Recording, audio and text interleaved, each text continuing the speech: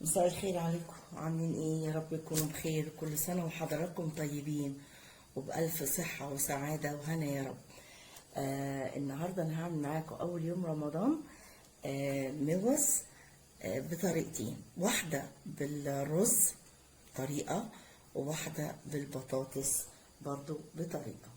يلا بينا، بسم الله الرحمن الرحيم. انا هنا معايا الموزتين اهم، غسلاهم زي ما معودة حضراتكم. نص ليمونة انا غسلاها، بس لازم اعمل الحركة دي دايما، لازم اعملها دايما كده اهي كويس كده. هنا بحط ورق زبدة، هحط نقطة زيت واحدة اهي، شايفين قد ايه؟ عشان اللحمة من طبيعتها بتنزل الدسم بتاعها. انا معايا بطاطس كم واحدة كده، 6 وحدات، والبصل هنا سليم والفلفل سليم عشان لو في ايه اي اطفال. كويس كده. طيب انا هنا المعيار اهو المعلقة، شوفوا قد ايه جوز الطيب، قد ايه قرنفل، قد حاجة كده نسمة يعني على طرف المعلقة من هنا، من المعلقة دي بالظبط معلقة فلفل اسمر، ربع معلقة سكر، ربع معلقة ملح. اللحمة الصح ما بتاخدش غير دول، ما تحطوش اي توابل تانية. اروح انا ملخبطة كده اهو اللحمة بتاعتي. بصوا انا مشققاها ازاي بالسكينة اهو، بس كده، واقعد املسها كده اهو كده كويس. اجيب التانية شرحه،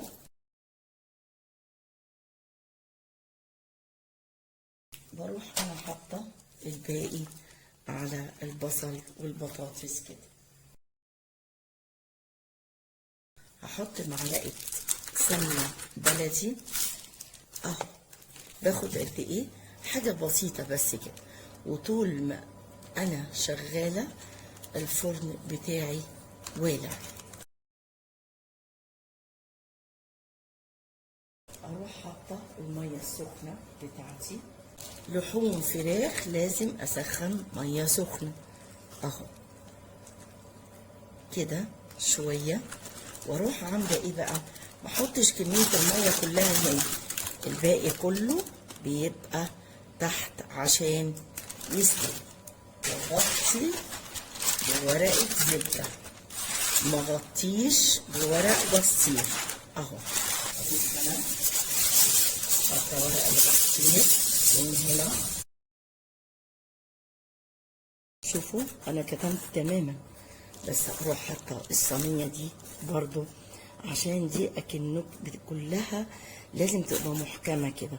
ان انا اشوف حطيت حوالي كوبايتين ميه، انا بعتمد على طبعا ربنا وثم الميه اللي انا حطاها تحت في القعر بتاع الصينيه كويس كده.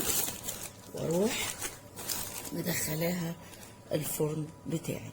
يلا بينا بقى نعمل الحاجه بتاعه الموز. هنعمل رز هنا والبطاطس هنا. انا هنا حطيت شويه زيت، وهنا برضو احط شويه زيت للرز.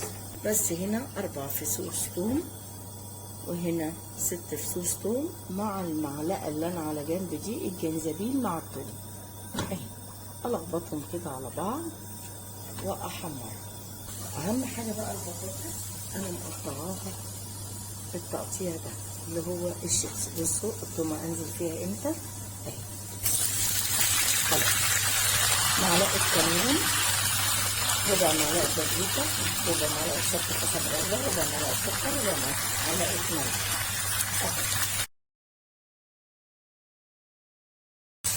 معايا الشطه ونحطها بيها البطاطس بتاعتي. مفيش شوربه اعملوها بميه مفيش مشكله، بس هي الشوربه بتبقى صراحه يعني جميل. شوفوا معايا قد ايه، معلقتين صلصه اهي، مش هقلب هخليهم كده اهي. شايفين انا عايزاها تتحمر كده. اللحمه نازله بالموسم بتاعي كده. معايا قرن فلفل معلقة سكر، معلقة كمون، نص معلقة فلفل، معلقة بابريكا، معلقة سكر، معلقة الملح.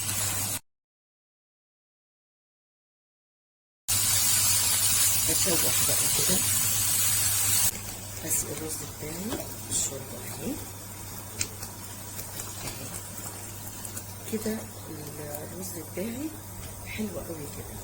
حطيت بس معاه عود روزماري مع الرز، وفي الاخر هشيله يتشرب واوطي عليه واوريه لكم مع الناس. ورجعت لكم اهو.